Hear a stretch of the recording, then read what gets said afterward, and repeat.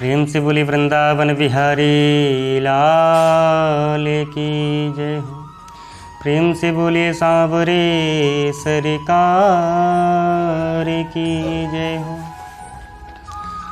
गुरुर्ब्रह्मा गुरुर्विष्णु गुरुर्देवो महेश्वरः गुरुर्साक्षात् परब्रह्म तस्मै श्री गुरुवे नमः।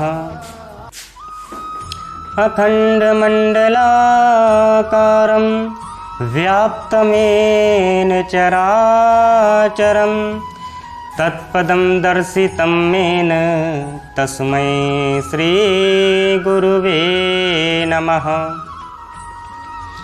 सच्चिदानन्दरूपाय विश्वोत्पत्त्यादिहेतवे तापत्रे विनाशाय श्रीकृष्णाय वयं नुमः।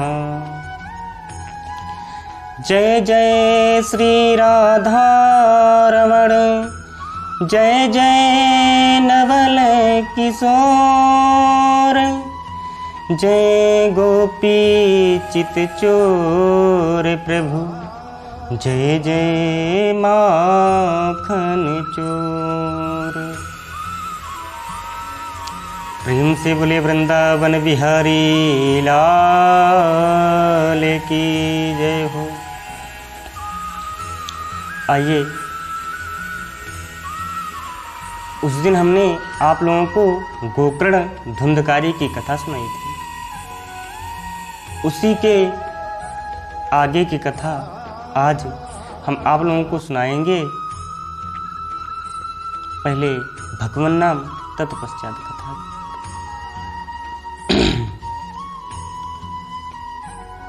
गोविंद चले आवो घनश्याम चले आवो गोविंद चले आवो घनश्याम चले आवो गोविंद चले आवो घनश्याम चले आवो गोविंद चले आवो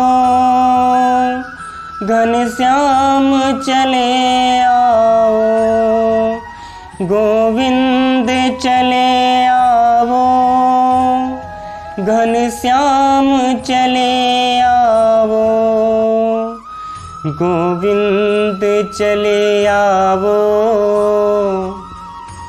घनश्याम चले आवो गोविंद चले आवो घनश्याम चले आवो। प्रेम से बोले श्री गोविंद भगवान की जय हो। प्रेम से बोले व्यास भगवान की जय हो। आइए, तो गोकर्ण ने आत्मदेव को समझाया और आत्मदेव जी जंगल को चले जाते हैं और वो दशम स्कंद का पाठ करने लगे। आगे, यदि मनुष्य को संस्कृत का ज्ञान ना हो तो प्रतिदिन दशम स्कंद विष्णु सहस्त्र नाम और शिव महिमा स्तोत्र का पाठ करना चाहिए। पाठ अर्थ ज्ञान के साथ करो, क्योंकि अर्थ ज्ञान के बिना किया गया पाठ अधम पाठ है। भगवान कभी भी किसी को भी सुगमता से प्राप्त नहीं होते। उनको पाने के लिए मनुष्य को कष्ट उठाना पड़ता है। जीव कष्ट उठाने से दूर भागता है। भगवान की कृपा पाने के लिए दुखों को सहन करो। जीव अपनी इच्छा से कष्ट सहन करता है, उसे यम भी कष्ट नहीं देते। आत्मदेव प्रतिदिन 10-12 घंटे आसन लगाकर बैठता था। आसन पर शांत मन से बैठे ज्ञानियों को जो आनंद समाधि में मिलता है वही आनंद आपको भागवत कथा में मिलेगा। अनुभव करो कि जिस लीला की कथा है वह हमारे प्रत्यक्ष हो रही है। विचार करो कि मेरा मन ईश्वर से तदाकार हो रहा है। दृश्य में से दृष्टि हट जाए और दृष्टा में स्थित हो जाए, तभी आनंद प्रकट होगा। गोकर्ण को लगा कि धुंधकारी का व्यवहार उसे बिगाड़ देगा। वह भी वन को प्रस्थान कर गया। इधर धुंधकारी वैश्याओं को प्रसन्न रखने के लिए अब चोरी भी करने लगा। सूत जी सावधान करते हैं, कहते हैं कि जीव इंद्रियों का स्वामी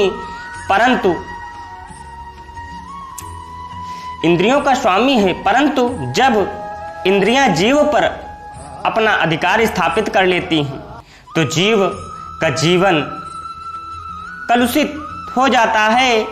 मन ईश्वर के साथ मित्रता करे तो उसका जीवन आनंदमय हो जाता है।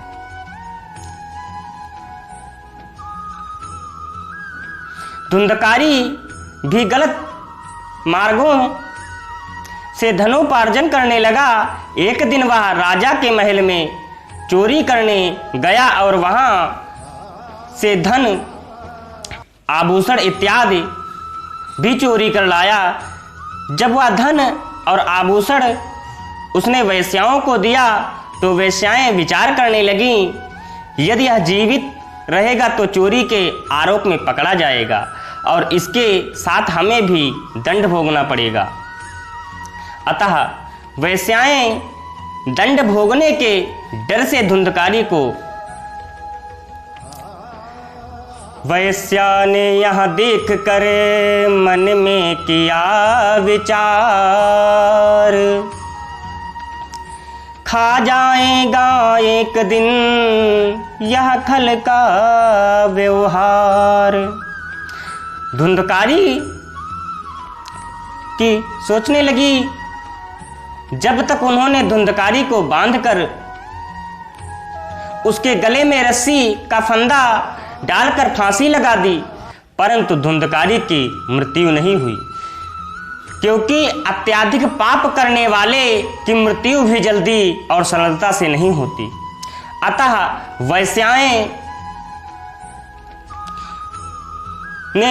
वैश्याओं ने जलते हुए अंगारे धुंधकारी की यह दशा देख के और उसके मुख से भर दिए। अंत में उसे तड़पा तड़पा कर मार डाला।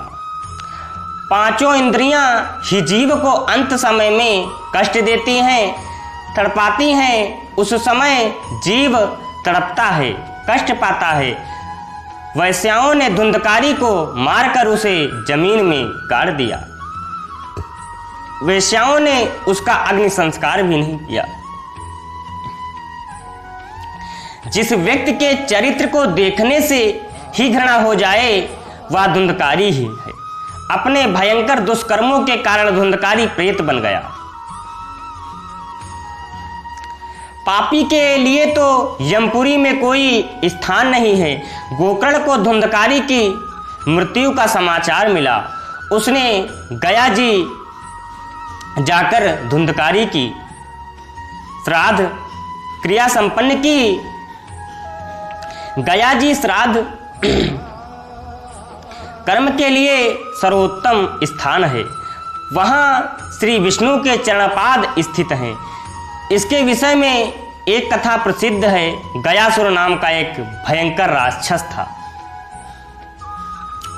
उसने अत्यधिक तप करके ब्रह्मा जी को प्रसन्न किया। जब ब्रह्मा जी ने प्रसन्न होकर उसे वर मांगने के लिए कहा तो गयासुर ने कहा कि आप मुझे क्या वरदान देंगे?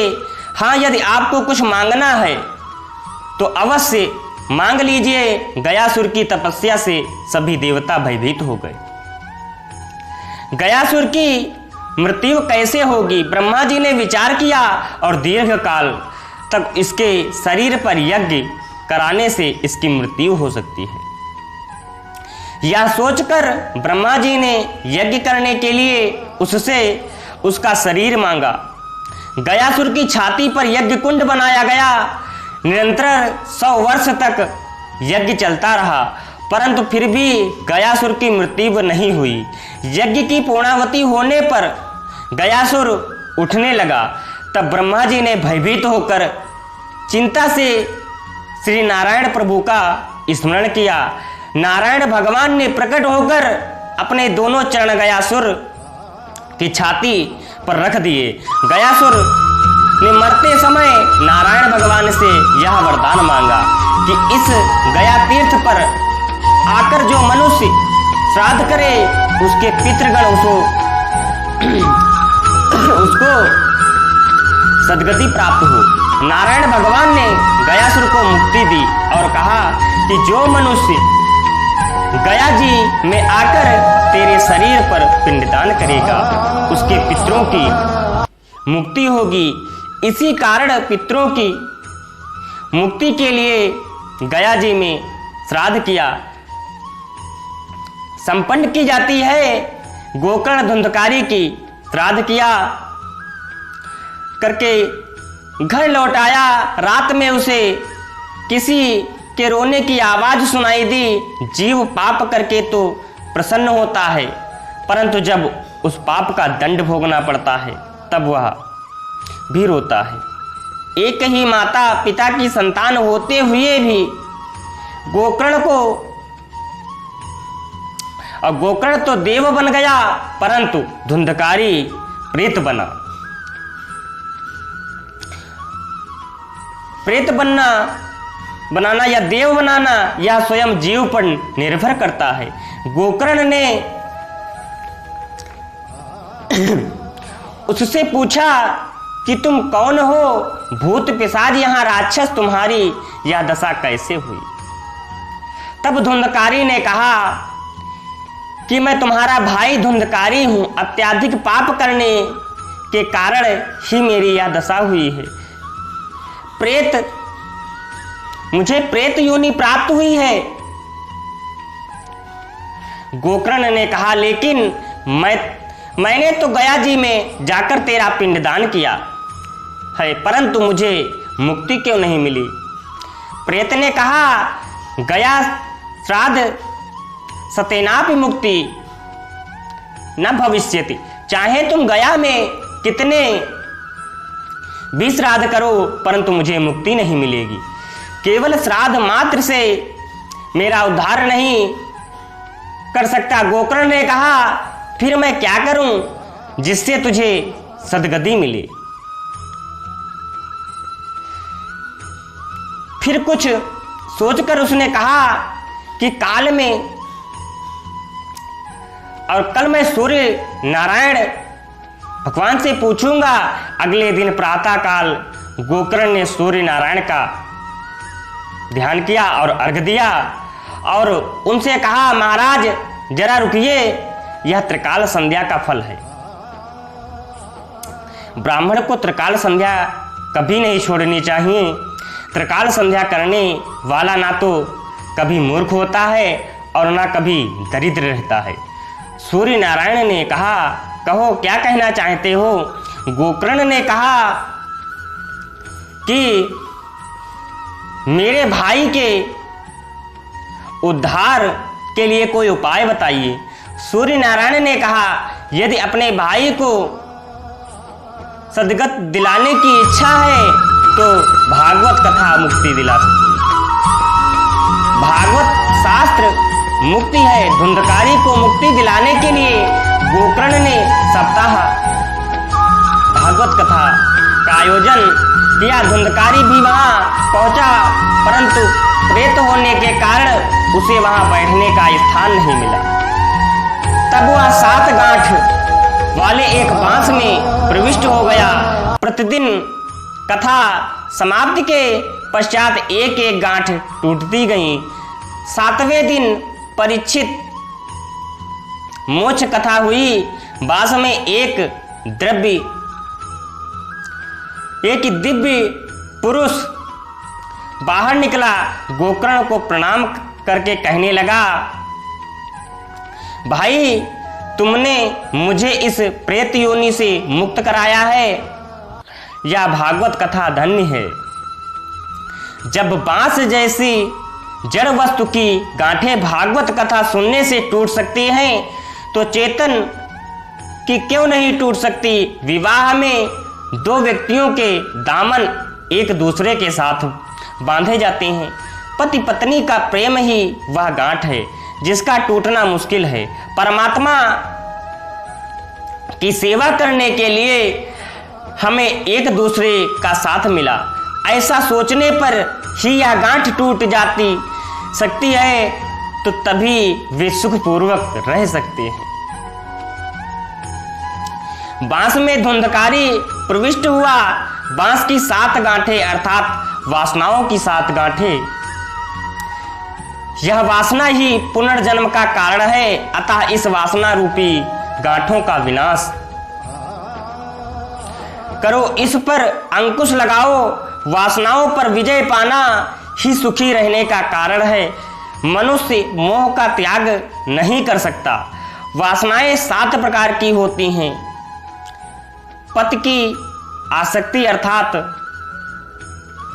नारी की आसक्ति, पुत्र की आसक्ति, पिता पुत्र की आसक्ति, व्यवसायिक आसक्ति, द्रव्य अर्थात धन की आसक्ति, कुटुंब की आसक्ति, घर परिवार की आसक्ति, गांव की आसक्ति। इन सभी आसक्तियों का त्याग करो। शास्त्रों में काम, क्रोध, लोभ, मोह, मद, मात्सर और अज्ञान को भी 7 गांठ कहा गया है। जीव वासनाओं में फंसा हुआ है। वासना से ही जीव में जीव का भाव उत्पन्न हुआ। इसी वासनाओं के कारण वह निष्काम से साकाम बना। जब तक वासना की यह 7 गांठें नहीं टूटेंगी, जब तक जीव भाव निर्मल नहीं हो सकता। श्री भागवत कथा श्रवण करने से वासना की प्रत्येक गांठ टूटती है। जब प्रभु के प्रति प्रेम बढ़ेगा तो इन गांठों को टूटना पड़ेगा। श्री भगवान नाम का स्मरण ही एक मात्र सत्य है। यदि ऐसा विचार करेंगे, यह स्मरण नित्य करना है, तो सभी वासनाओं की ग्रंथियां टूट जाएंगी। एक गांव में एक ब्राह्मण प्रतिदिन 12 वर्षों से कथा कर रहा था। एक गृहस्थ नियम से प्रतिदिन कथा सुनने जाता था, परंतु एक दिन किसी आवश्यक कार्य से बाहर जाना पड़ा।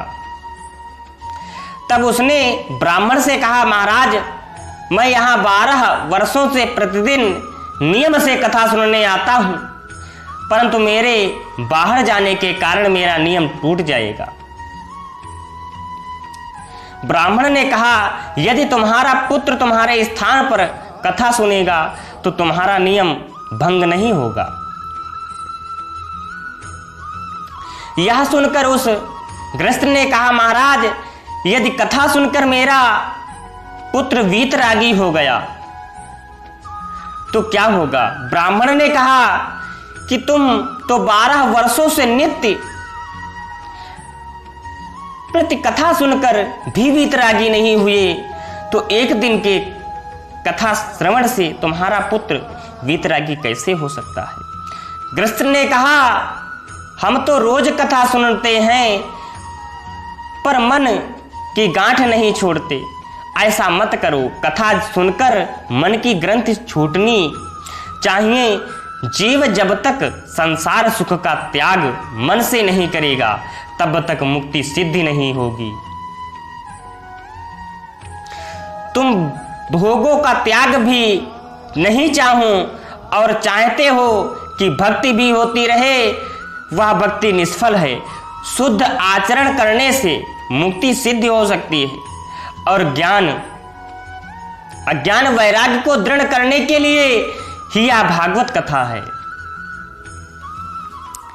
परम पिता परमात्मा के चरणों का आश्रय लेकर ही धुंधकारी जैसे पापी भी देवता समान बन गया। वह कहता है कि इस कथा को सुनने से मुझे सद्गति प्राप्त हुई है। धुंधकारी को लेने के लिए पार्षद विमान लेकर आए।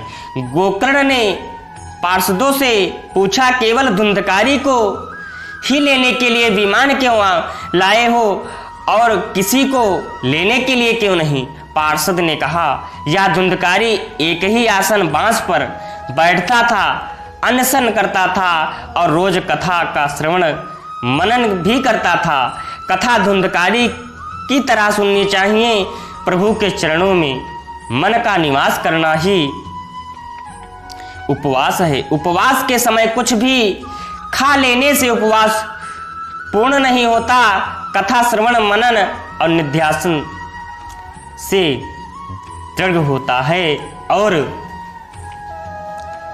आदृण चाहतम ज्ञानम प्रमादेन हतम श्रुतम सदिगदो ही हतो मंत्रों व्याघ्रचंतो हतो जपः।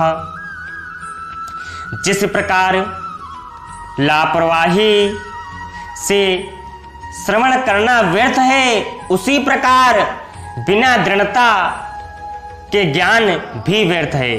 संदेह मुक्ति मंत्र व्यर्थ है और व्याकुलचित से किया जप भी निष्फल है। श्रवण करने की इच्छा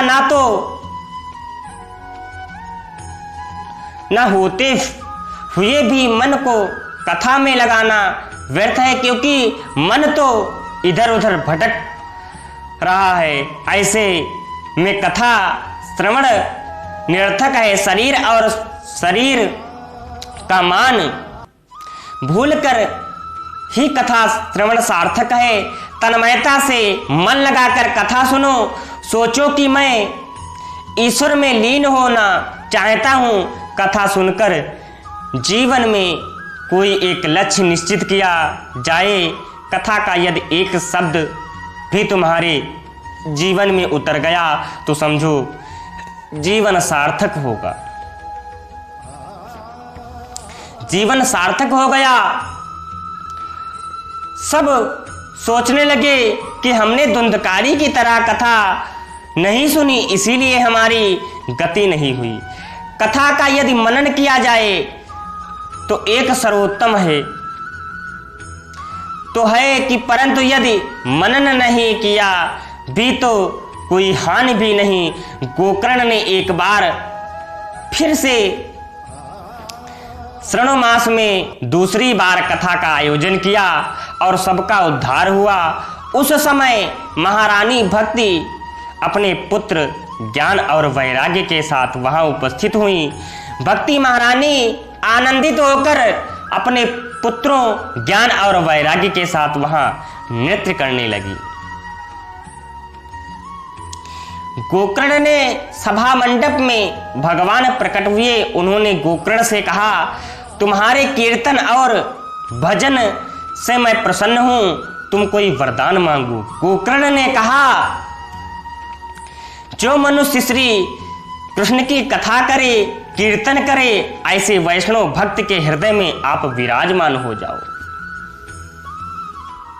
और सबको सद्गति मिले।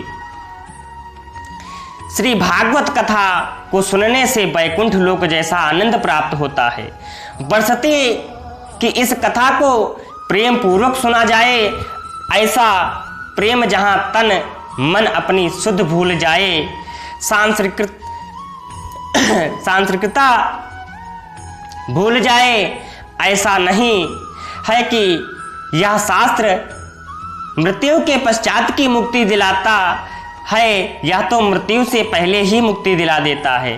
भागवत मुक्ति प्राप्त करने वाला शास्त्र है। वेदांतों के दिव्य सिद्धांत व्यास जी ने इस शास्त्र में महत्वपूर्ण रूप बताया है। इसमें छठा अध्याय विधि विधान बताता है। सत्कर्म यदि विधि पूर्वक किया जाए तभी वह दिव्य बनता है। सत्कर्म तो काल के नियम से भी आबद्धित है। सत्यनारायण कथा में भी यही बताया गया है कि सत्कर्म करने में देर नहीं करनी चाहिए। एक बार धर्मराज के पास आकर किसी याचक ने दान मांगा। धर्मराज ने उसे अगले दिन आने के लिए कहा। भीम ने इस वार्तालाप को सुनकर विजय दुंदुभी बजानी आरंभ कर दी। सबने सोचा कि यह कहीं भीम पागल तो नहीं हो गया जो विजय दुंदुभी बजा रहा है, क्योंकि विजय दुंदुभी विजय के पश्चात बजाई जाती है। जब सबने उससे विजय दुंदुभी बजाने का कारण पूछा तो उसने कहा कि आज हमारे भ्राताश्री ने काल को नियंत्रण कर लिया है, क्योंकि वे जान गए हैं कि कल भी वे जीवित रहेंगे। भ्राताश्री के काल विजय के उपलक्ष्य में ही मैं अपने विजय दुंदुभी बजा रहा हूं। यह सुनकर धर्मराज युधिष्ठिर को अपनी भूल कर एहसास हुआ और उन्होंने उस याचक को वापस बुलाकर यथा योग्य दान दिया और कहा, ना जड़युम जानके नाथे सवारे सूथमान छे। अर्थात जानकीनाथ भगवान श्री राम भी नहीं जान सके थे कि कल प्रातः क्या होने वाला है। जीव मात्र रोगी है। ईश्वर से वियोग जीव का सबसे दुखदायी रोग है। इस रोग का निवारण करना तो भगवान का आश्रय लो। रोग के उपचार के लिए हमें कुछ नियम मानने होते हैं, वैसे ही कुछ नियम इस कथा के लिए जरूरी हैं। शुभ मुहूर्त में ही कथा आरंभ करनी चाहिए। कथा के समय भी कुछ लक्षण कहे गए हैं। पहला लक्षण विरक्त भाव है। श्री सुखदेव जी इस संसार से अछूते नहीं थे, फिर भी वे निर्विकार थे। हम देखते हैं, सुनते हैं, परंतु हमारे कान आंख विकार रहित नहीं है। श्री सुखदेव जी की दृष्टि ब्रह्मा समान थी। वे प्रत्येक स्त्री पुरुष को सद्भाव और भगत भाव से देखते थे। श्री सूत जी कहते हैं कि वैराग्य का अर्थ क्या है? उपभोग के लिए सर्वसाधन सुलभ होने पर भी जब उनके प्रति आकर्षित ना हो, वही वैराग्य अर्थात विरक्ति भाव है। अपनी दृष्टि को बदलो। संसार को काम दृष्टि से मत देखो। जब तक दृष्टि दोष समाप्त नहीं होगा तब तक देव दृष्टि भी नहीं होगी। उपदेश देने वाला धीर गंभीर दृष्टांत कुशल और ब्राह्मण होना चाहिए। वक्ता को निष्प्रपाही चाहिए, क्योंकि द्रव्य का मोह तो एक बार छूट सकता है, परंतु यश और कीर्ति का समाप्त होना असंभव है। यदि उसे कीर्ति का मोह हो गया तो ऐसी भागवत कथा करनी ही व्यर्थ है।